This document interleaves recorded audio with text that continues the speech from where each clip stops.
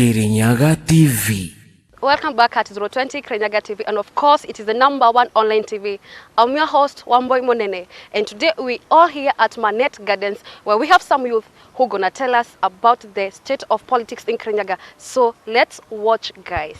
Kirinyaga TV. Nataka kukaribisha fans wote wa Kirinyaga TV kwa mkutano huu. Nasikia nimefurahia sana kukuwa na nafasi kama hii ambapo nilichukua time yangu kuwaita wa youths na wakaniitikia, na diposa kwa sasa hivi tuko hapa ili tukaweze kuzungumza mambo ambayo yanahusiana na sisi kama vijana na mambo ambayo yanahusiana na kaunti yetu ya Kirinyaga, matters governance, matters politics na mambo mengine, na pia tuweze kuguzia kidogo mambo ya national politics na mambo mengine ambayo tutaweza kuwa tukipata wakati wa mjadala wetu. Na bila kupoteza wakati, I want to introduce these wonderful people from Kirinyaga County, wale ambao niliita na wakaweza kuitikia mwito wangu. Na tutaanza na upande huu wa kijana wetu mzuri. Mutinda. I'm an MCA aspirant for Kini Ward. I'm honored to join my colleagues in this noble initiative that hopes to bring together the aspirations of the youth in the leadership of not just the county but the country. And I hope that we'll have fruitful and progressive engagements and outcomes. Thank you. My name is Regina Wangeshi Muraidi. I'm an aspirant of Karumande Ward MCA 2022. I'm here with my colleagues to discuss matters of governance in our county. Thank you. From Karumande Ward, a youth leader from Kirinyaga County. I'm humbled to be here. Thank you. I am Moses Gachoki from Baragwe Ward, Kirinyaga County. I would like to pass my sincere regards to Kirinyaga TV for this wonderful opportunity. I think it's time we have the youth conversation in terms of governance and their space in the broader political arena, and what role they are going to play this time. Is it passive or active? Thank you. So Joshua, I want you to take us through the state of Kirinyaga politics, iguzie kidogo, and then we'll all engage in the discussion so that we see the way forward. Karibu sana Joshua. The state of Kirinyaga County politics is quite interesting.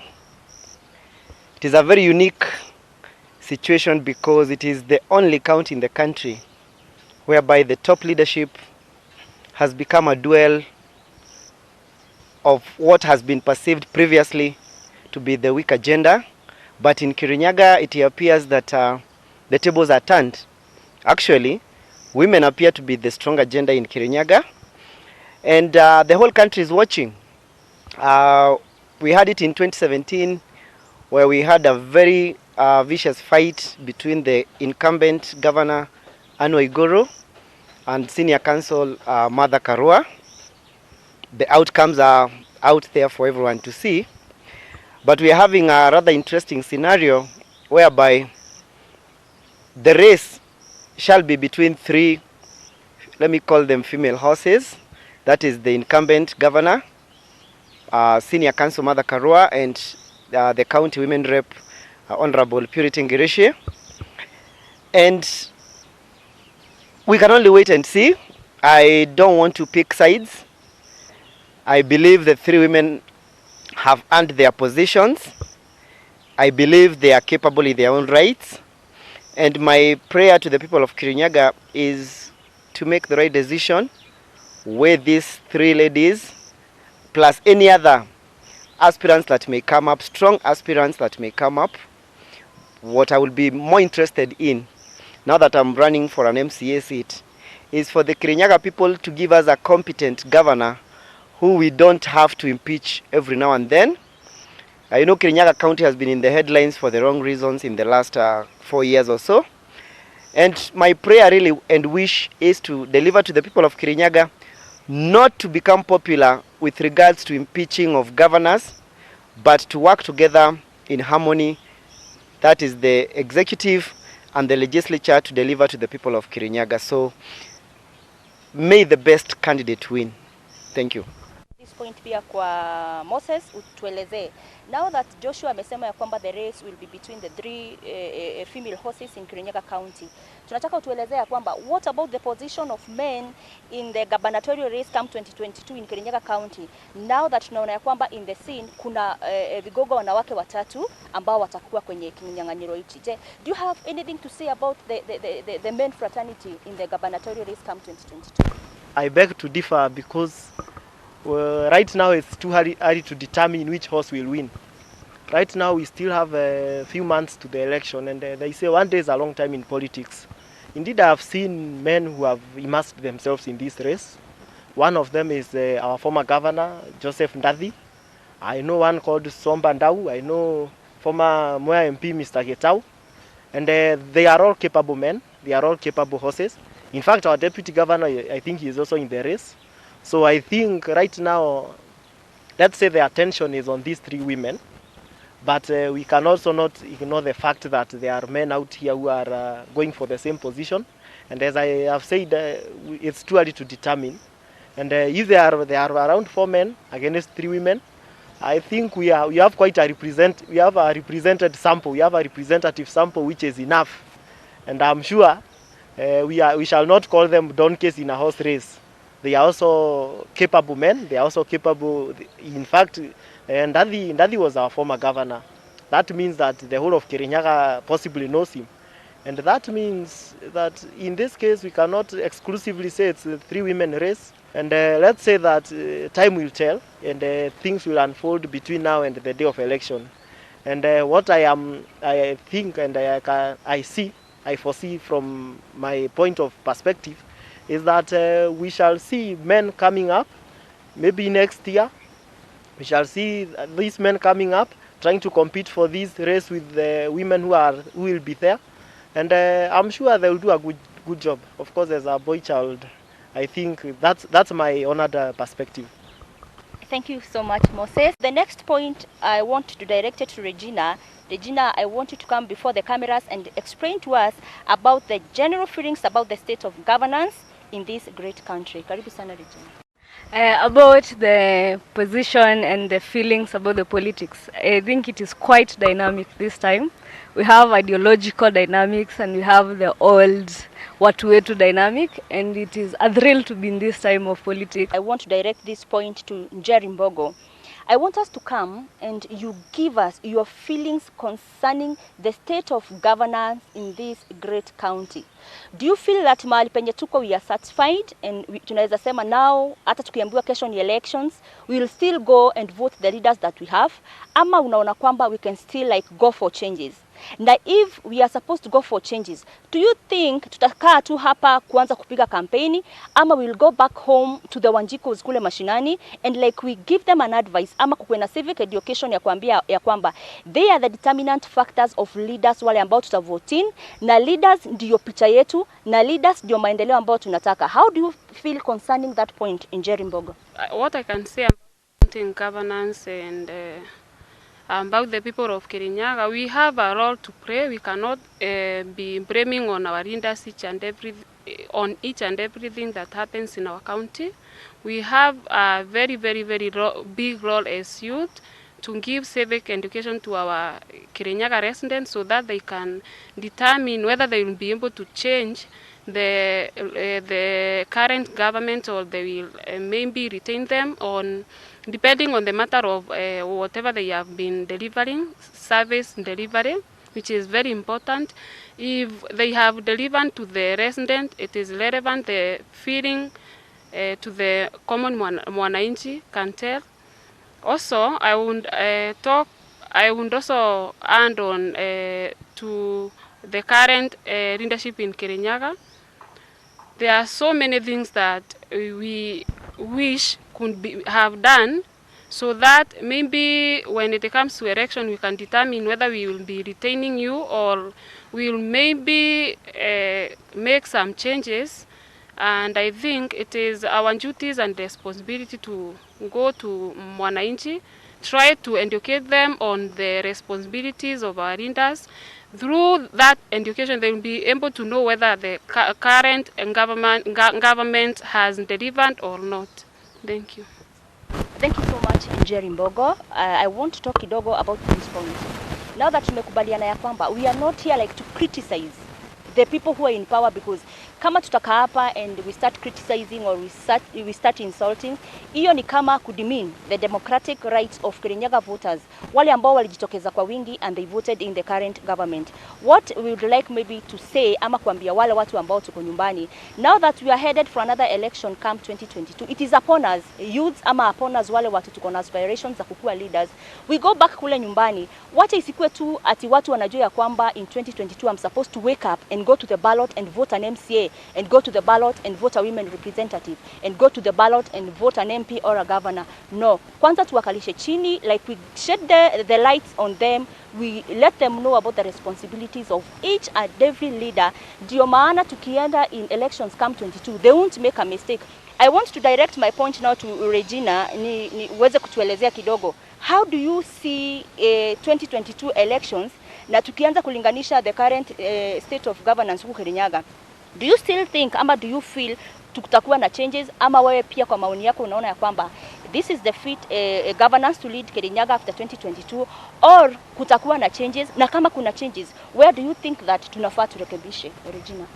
I think there are few problems with our people. The people think populism is democracy, and that is the reason why we've been having problems with our leadership. The leadership that is there, the regime, has done its part. I do not stand to measure the metrics of their success. But we say, knowing people does not make them a good leader. People who are popular are not leaders, not necessarily leaders. And that is one thing that could happen if populism is still upheld. We could still make the same mistakes we did in the last election. However, now that there's an incumbent governor and there are aspirants, the race is up. Let us listen to ideologies, not populism. You could not know me, but if my ideas are good, can you give an ear to what we have to say? And the role of Jiko and discriminating according to the societal state, because they presume that those people from higher social standards make leaders, which is not true. Because if you presume a certain class in the society make leaders, then what about the rest of us? What about the rest of everyone else? And I think if we base our next election on agendas, ideologies, and what does a person bring to the table, then we'll be far much ahead than we are right now. Thank you very much. I want to involve Joshua to comment on the performance of the county government of Kirinyaga. Joshua, I want you to take this in a perspective whereby, kama ni wewe leo umeambiwa kwamba now Joshua, the Kirinyaga people wamesimama and all eyes are on you, and you want us to rank this county in matters of constituencies. Yani we rank. We have Mwea, we have Geshogo, we have Dia, and we have Kirinyaga Central constituency. Now, in terms of development, which constituency do you think can take number one? And which constituency do you think it will be ranked the last? Nakama, there is a constituency that will be ranked the last. You discuss on points that if Kirinyaga Central is leading in matters development, do you mean that kuna funds nyingi ambazo zinakuanga zimetengwa kupelekwa kule Kirinyaga Central for development? Ama we have failures in maybe Geshogo which can be ranked last in terms of development? Ama ni nini huwa ina happen hapo? Joshua, I would wish you shed a point on that question. I think with regards to being able to rate which constituency is more developed than the other, there are a number of factors. You realize that development in an area can originate from very many quarters. There is development that is initiated by the county government. There is development that is initiated by the office of the Member of Parliament. We also have the office of the Women Rep, which is playing a very crucial role. And we also have the role of the national government. Now, if we look at our local space as Kirinyaga County, sometimes there is a very thin line between what is achieved or delivered by the county government and the national government. Unfortunately, we are living at a time when dishonesty has become the currency of trade. Every MP, every governor, every MCA wants to take credit of what they have not done. If you ask about a certain road that has been done, the MP wants to come in very quickly and claim that credit. The county government will want to claim that credit. So with regards to which constituency is more developed than the other, I think that one might be dependent on a number of factors that I may not have facts on. But allow me to comment on the county government itself. I believe in 2017, Governor Waiguru, together with her team, her deputy and the team, gave a manifesto to the people of Kirinyaga. And the people of Kirinyaga looked at the manifesto. And so it will be incumbent upon us, the people of Kirinyaga, to sit down, look at the manifesto that was delivered to us by Waiguru and her team, and look at what's happening on the ground and ask ourselves very tough questions. Has the governor delivered? If you look at health, if you visit your nearest health center for services, are you getting served? Are there doctors? Is there medicine? The county roads, I know there are those roads that are under the mandate of the county government. Have they been fixed? Or are they the same way they were in 2017? And finally, the way to determine whether any government has delivered is to look and ask yourself whether or not the government has helped to ease the burden of living for its people. Has the Waiguru government delivered? Do you find yourself in a better, more comfortable space in 2021 than you were in 2017? And if the answer is in the affirmative, then it means that the county government has delivered. If you feel that you are probably at a worse situation than you were in 2017, then probably the county government has not delivered to its expectation. But more importantly, just to be fair to our county government, I know life has been biting to people, to everybody, because of the ravages of COVID-19 pandemic.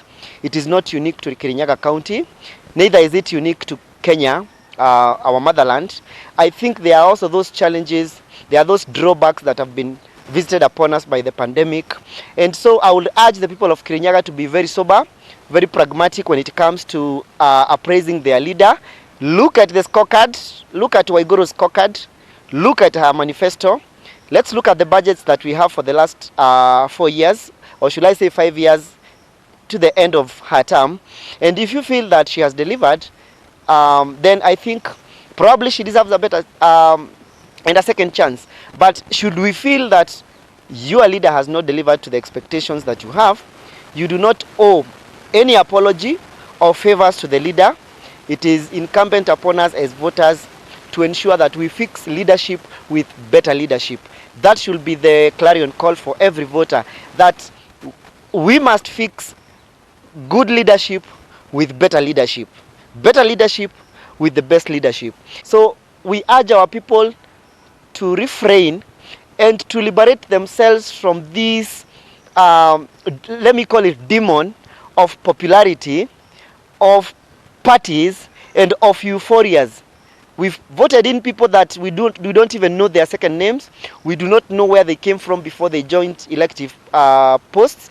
All that we cared about was that they were supporting our favorite candidate, or they were in our best or our preferred parties. This must stop. We must look at credentials. We must assess our leaders based on competencies. That way, we are able to build a better country and a better county as the people of Kirinyaga. Kindly, I want you to comment widely. Now that Moses, you're from Gishogo, and in Gishogo we have Governor Waiguru, who is the overall leader of Kirinyaga County, and then we have the incumbent MP Geshimo, and then we have the women representative, Honorable Purity Kuriangereshe, and then we have the MCA who holds the mandate of leadership in Karumande Ward. If a chance was given to you, Moses, and you're told that now we want to bring all those leaders in all those different positions again come 22 and we elect them again, do you think when we go to the elections they would be re-elected again? And if not, kindly, ni nini hicho ambacho kinaweza kufanya uone ya kwamba we need to do away with these leaders and we need to bring a change? From where I sit, I think it is important to first of all highlight that the jurisdiction of voting in leaders does not lie exclusively on myself, but on the wider Geshogo people. And majority, if you go into my constituency, Geshogo, and you talk to different people, you will meet one person who will tell you, I will vote in Waigoro because she has done this for me. You will find another one who will say, I will vote in my MP because he has done this for me. You will find another one holding a very different perspective, that I will not vote for my MP because he has not done this. I will not vote for my governor because he or she has not done this according to my expectations. So, however, I think from that notwithstanding, I think we can clearly read the air, we can read the mood, and we can say that the only thing permanent in life is change. And this is a point where we say change is inevitable. So I think majority of the people are yearning for change. And if you see, even if you see us here, we are aspirants. A majority of us on this panel are aspirants. It's not because of just for the sake. It's because we are yearning for change. And therefore, I think what will happen is that when we woke up to elect our leaders in 2017, there was that manifesto that they promised. There was that development agenda that they had, the plan for 5 years. Now, this time, we'll look at that plan. We'll gauge your performance against that plan. We will, and we will come with a better, and we'll come with a clearer perspective of what you have not and what you have done. And now there is a wave of change, that we are changing the whole government. What are we changing? Who are we changing? So that wave, it will either find you on the right side or on the wrong side. I think the people in a very precarious position in terms of this wave of change are the incumbent leaders, those who seek to defend their elected positions. Because we have a track record of them and we know what they have not done, what they have done. Now, the wave of change, where will you be standing? As an incumbent leader, are you a person who can promise change? Or are you the person who has subscribed to the status quo of incompetency? And from that perspective, I think the wave of change will determine who will win the election and who will lose. The wave of change will determine if the incumbent has done anything or not. And there's also another factor we have to factor in here, is what the young leaders, these other aspirants, are promising. You have also to look at their manifesto. I think right now, majority of our leaders just promise us bursary and roads. That goes without saying. That's what they talk about most of the times. But there are leaders coming here with the other plans about industries, about empowering young people. And people are listening to those leaders with the best ideas in terms of economic recovery, in terms of economic progress of the nation and the constituencies. And of course, right now the wave of change is looming in the air. And the question is whether the incumbents or we as aspirants shall be on the right side of that wave or shall be opposite to the wave of change. Okay, me, I'll just echo on whatever my colleagues have said. I think before we elected our current leadership, each and every person presented her or his manifesto. It is very, very important before we think whether we will be retaining that leader or maybe we will be having a change, ask ourselves as Jiko, as youth of Kirinyaga County, has this person delivered? We know there are those development issues which has been highlighted in our county, and confusion of developments, like maybe when it comes to the Kirinyaga level 5 hospital, in regards who built it or funded it. When it comes to classification of loans, there are those who are being built by the government and the county government.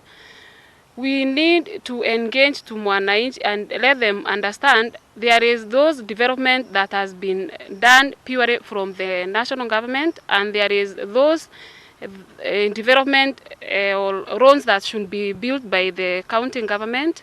When it comes to MCAs, they have their own laws. You should be asking yourself if your MCA, whatever he delivered or she delivered, has she delivered, or maybe he just promised and went ahead and forgot everything that he promised you. When it comes to bursaries, are they being dispersed in the right way, or maybe there is corruption that is going on, or he is able to recognize the needy students and maybe the orphans and other things?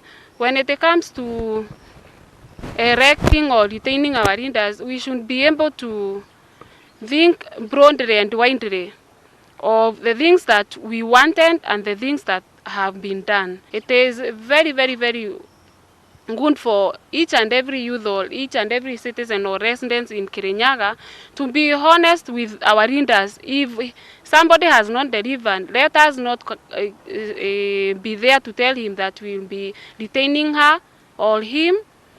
If somebody has delivered, the development are felt, you don't have to run from one village to another to tell those residents that you have done anything for them. Themselves, they can tell you, you have worked hard and maybe you'll be retained.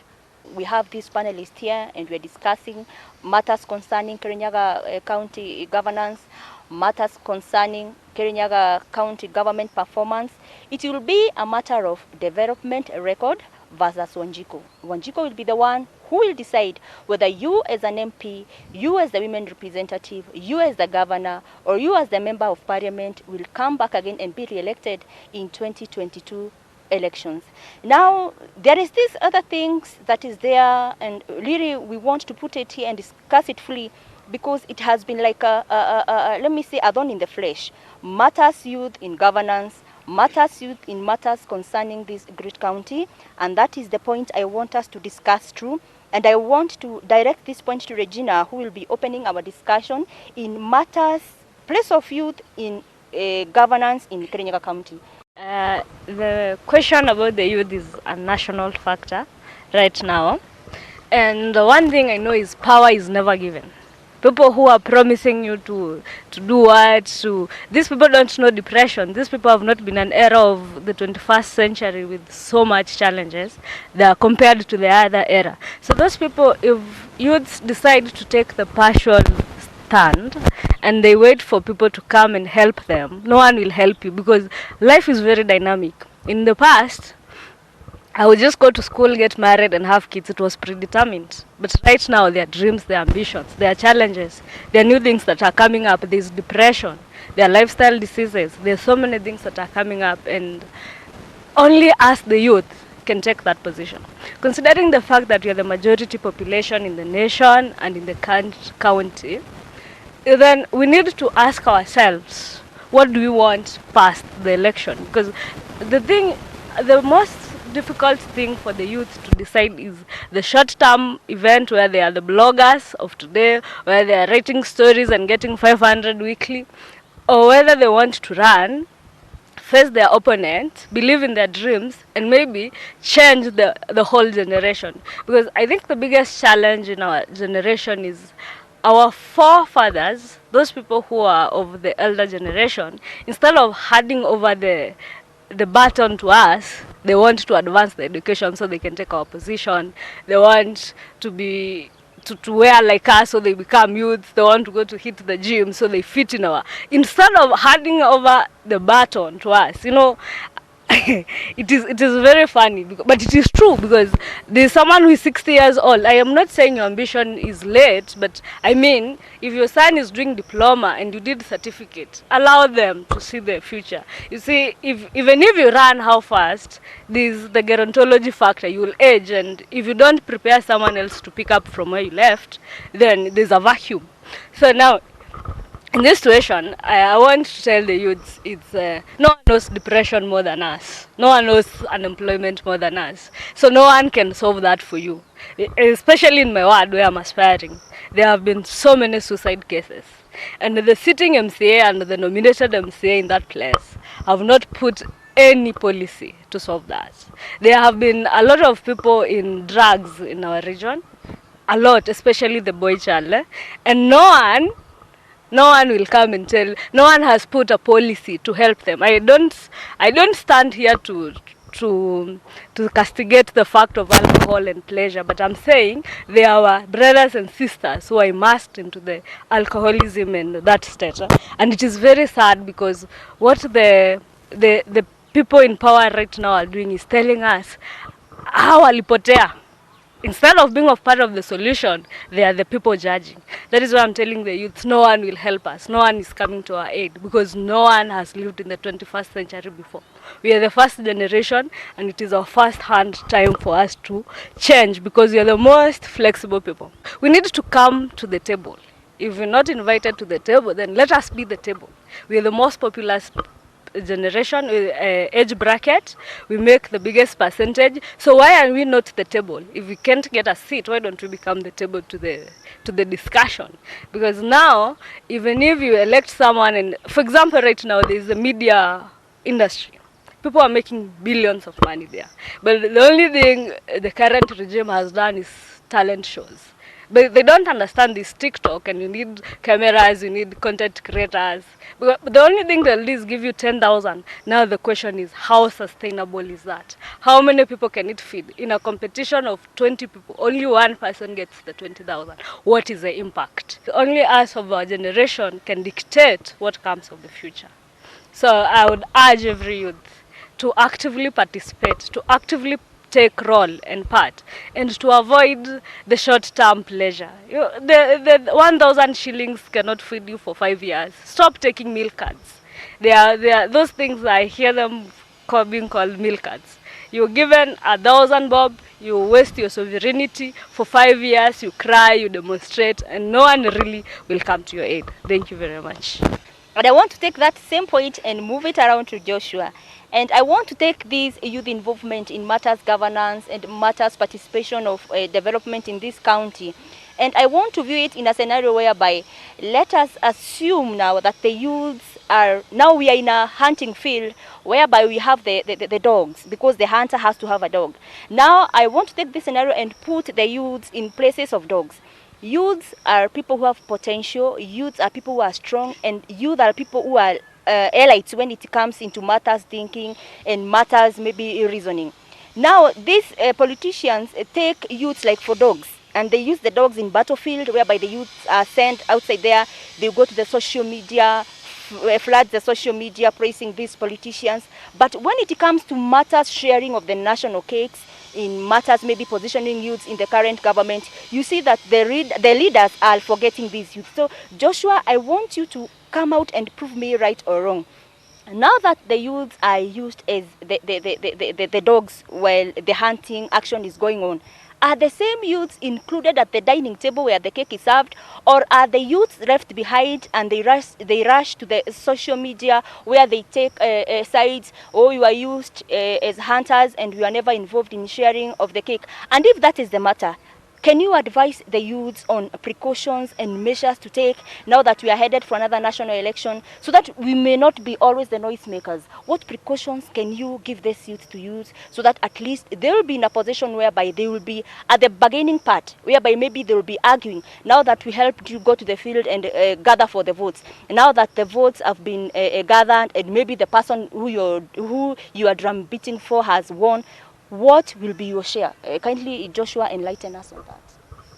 I know the topic on the youth is really wide, and I want to be very honest with the youth, who are the majority, not just in Kenya, but the world over. Number one, I've noticed that there is a feeling, there's a sense in which the youth feel that they are more special. But I want to disappoint the youth by telling them that there is nothing special about being youthful. In fact, sometimes I think the older people have a better advantage than we do, because they have had the experience of both the young age and the old age.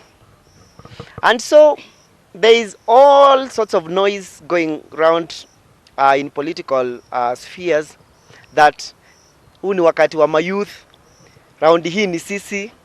But when you dissect between these noises, there is nothing clear really about what the youth want. There are no demands. It's a lot of noise. It's a lot of exchange of words. There are a lot of insults and epithets. In fact, the youth have become their worst enemies. Every time a young person offers themselves for leadership, it is the very youth who are the first ones to discourage them by telling them that, oh, you know, you can't go far because you don't have money. You can't go far.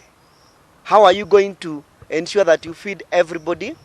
Now, if you can't be a pillar and to a fellow youth, then how do you expect to perpetuate and really grow the youth agenda in this country? So what I'm saying and what I'm telling the youth is, number one, you must coalesce and come together. You must speak with one voice. And when I talk about voice, I'm not talking about being used like what my colleague has said, attack dogs in political rallies. That now it has become a norm for politicians to ferry the youth from all corners of Kenya to attend political rallies. And for what? 500? 1,000. You see, sometimes I look at the youth and I look at ourselves and I ask myself, when you're giving 500 or 1,000 by these politicians, and money is good, everybody likes money, I love money, we all love money. But when you give me 500 and then you have nothing else to really show for as to why I should give you my vote, how do I recover the other balance? Because when you elect an MCA earns something close to 500,000 shillings. An MP earns 1 million, and a governor something close to 2 million.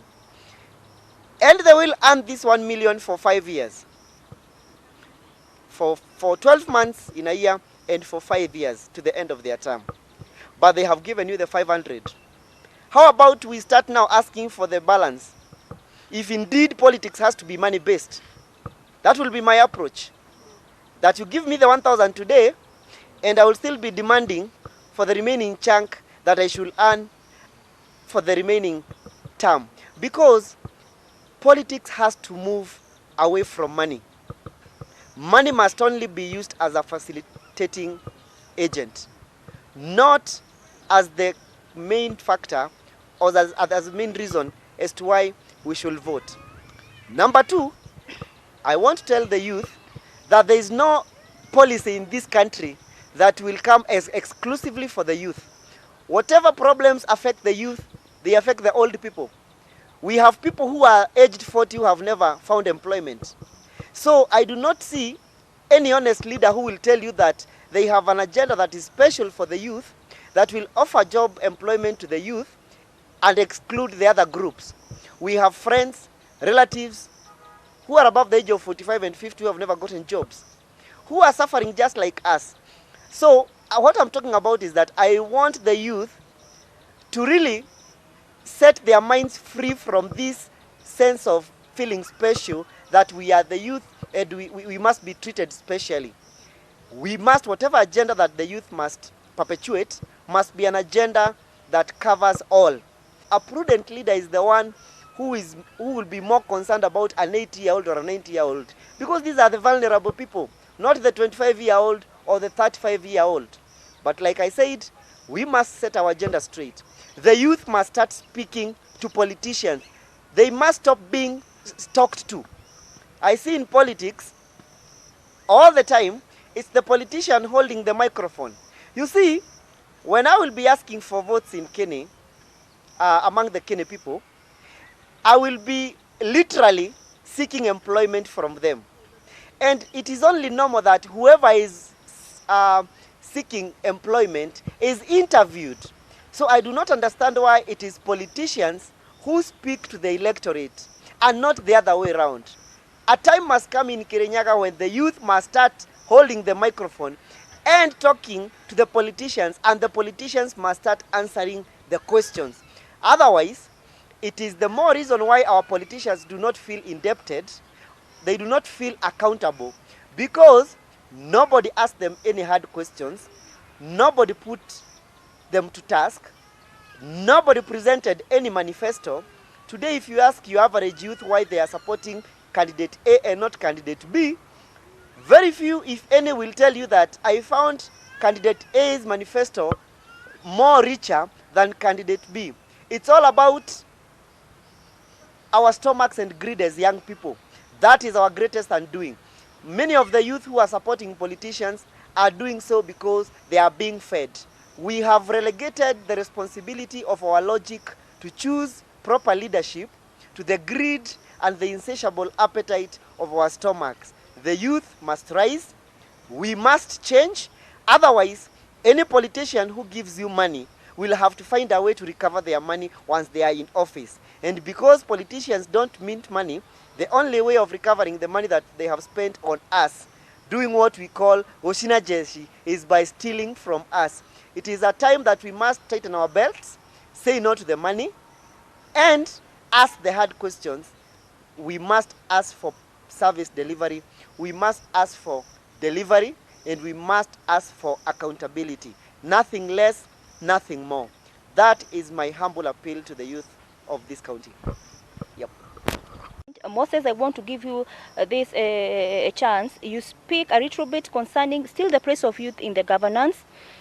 I want you to tell us, now that the Kirinyaga people are listening to us, do you feel like the youths have really participated in matters governance? Do you feel like they've been included in matters governance, or do you think that like they've been left out, and the only time that is awaited for them to participate in when the campaign will gain momentum, and the same politicians will go outside there looking for them, and they will throw a bait that is money to them, use them during the vote gathering period, and then when it comes to time of maybe sharing position in the county government, sharing responsibilities in the county government, these youths will be left out?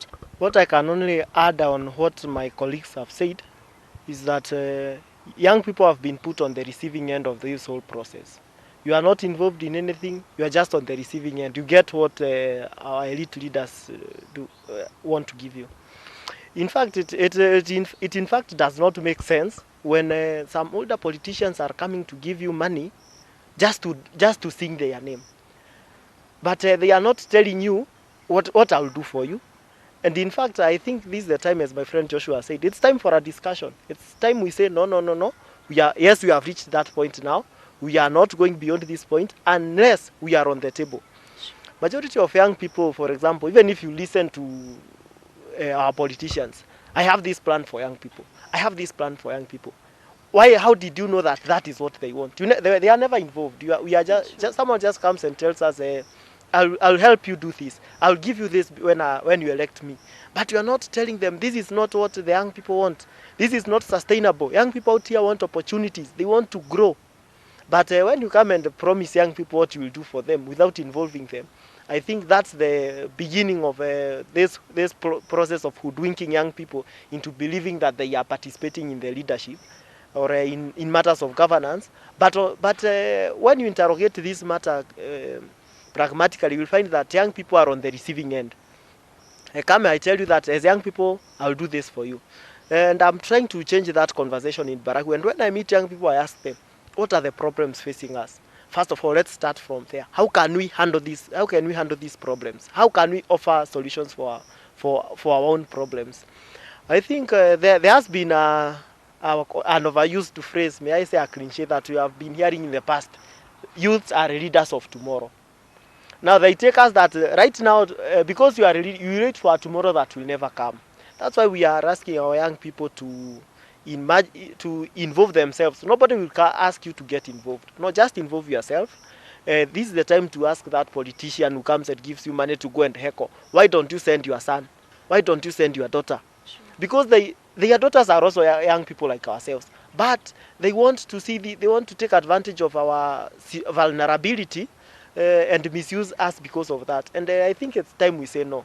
The other times we have survived before politics started. We have survived. We have survived on what we earn. Instead of now someone coming to tell you that I'll give you 1,100 shillings to go and heckle a particular candidate, I'll be paying you to support me, I'll be paying you to blog for me, you need to make a lot of noise on Facebook and WhatsApp. I think that is outdated politics, and it is young people are coming to realize that hey, we are getting played. When you find that the person that you are pushing is rich, and if you are used in pushing that person, you remain poor. Right now, I was very happy with some young people.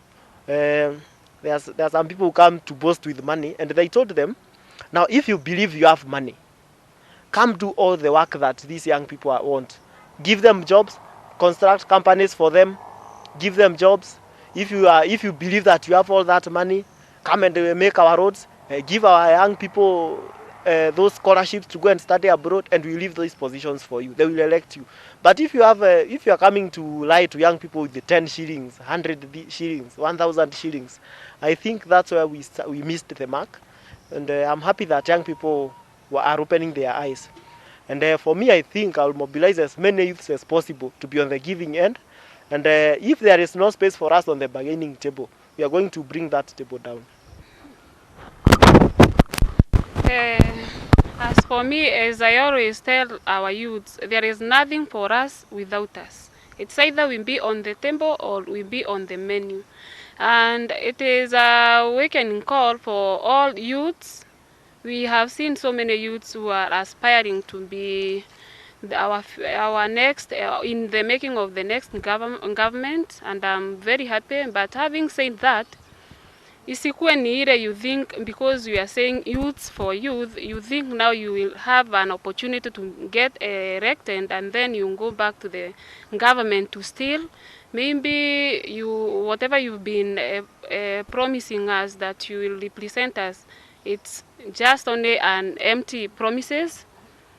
We want to get involved, and if we are not involved in any decision making or anything that pertain the discussion of youths, we will involve ourselves. Having said that, I'm very committed in making sure I mobilize many youth as possible in making sure that we speak in one voice. We begin to having unity among ourselves so that we can be able to bargain on whatever belongs to us. We cannot let our own people bargain on ourselves, because mwekeri wa kirato ni wamenya kurekera mubibinya ubune gutua ugesogo, and we cannot let our leaders go bargain, talk on our behalf. There is nothing they know about the youth's problem and challenges that they are undergoing. We'll be able to come together, speak in one voice, and make sure when it comes to making the next government, we will be involved. When it comes to nomination, we have had cases where people are being nominated. Some I stand to be corrected and are not even within our county. It is very, very bad to find out people from other counties can be reading us when we have capable youths in our county who can read other youths, who can represent the interest of our youths, who can fight for everything that belongs to the young generation. It is very sad for old leaders who are maybe reaching out to the youth aspirant, telling them they are very young, they should not be they aspiring to become maybe leaders, they should support them. I condemn that. Each and every person, if you have ID and you have qualifications, you stand the same and equal position to maybe vie. We will champion, we will make sure we mobilize people so that we can make sure young aspirants are voted in so that they can represent us. We don't want the next government to be full of maybe people who are not youthful, who cannot look into matters youth. And I think that why we have come up and saying this time we'll include each and every youth in our youth meeting, whether you are are supporting, whoever you are supporting, we don't mind whether you are financially stable or you are not, whether you are educated or not, whether you are disabled. We are calling them to turn out in large numbers so that we can sit down. We will provide ourselves the tempo. We discuss matters affecting us, and maybe we have the long-lasting solutions. We do not need agendas from the leaders, from the politicians. Ourselves will make agendas so that when you come to seek our vote, we can present the agendas that we have.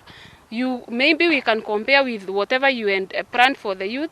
After that, we can see if you have best interest with youth. We can even go ahead and sign an agreement with you, not promising us, and then after the election, when you get the position, you should change us. We no longer need promises. We need actions. If there is no actions, we cannot bargain with you. We don't need your agendas as much as we know ourselves you are running. We have so many people who are running. We can sit down, we draft our own agendas. We agree we want this done by our women rep regarding to the responsibilities, our MCAs, our governors, so that when it comes to the next election, we'll make sure the people will be nominated in regard to youth slot. They are not beyond 35 years. When it comes to there are so many things that youth should be involved. When it comes to drug abuse and other things, as my colleague has said there, so many readers, when you see a young youth maybe has involved in himself with drug, you don't want to know the reason behind her or him involving himself in taking drugs. You just say amejiaribu. We want those people who have best interest in their heart or for the youth. The people who are maybe like our mother, they can go ahead and ask ourselves, what's happened to your fellow youths, so that we can have a long-lasting solution. Thank you. Oh, this is great. I'm grateful na nimeshukuru sana because of the points that you guys are cutting across. The matter youth agenda, the matter youth in governance is a very broad point, and I think if tukiamua kwamba we will discuss on this point, haiwezi isha. But as Joshua, Regina, Jerry and Moses have put across, this is the highest time we say enough is enough. This is the highest time we create a platform through which we are going to air our sentiments and prides, even to the national level. We speak in one voice and shout so loud, so that wale watu watatoka kwa national levels, or those people who are coming to the ground, we know that hawakuji kubahatisha. We know and we differentiate between a right and a favor, and we also have our manifesto written down. Sasa tutakuwa tuna compare notes. You come to us, you promise us heaven, tunakwambia hey jamaa, there's no need of you taking us fast to heaven. Tupitisha hata sisi kule Misri tusikize kidogo uchungu ndio tuone were the Israelites pretending that there were pains there.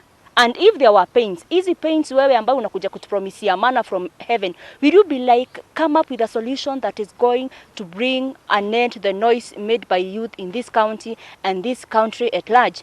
So I want us to take a break of 2 to 3 minutes, and when we come back, we shall come with matters, Mount Kenya politics, matters, the position of youth even in the national politics. Na hiyo tutarudi nayo in the next 2-3 minutes, so usiende mbali. Looking for a place where you and your family can have the recreation facilities? I want to introduce a nice place called Manette Gardens, located 1 kilometer from Kutus town, opposite Juakali Garage.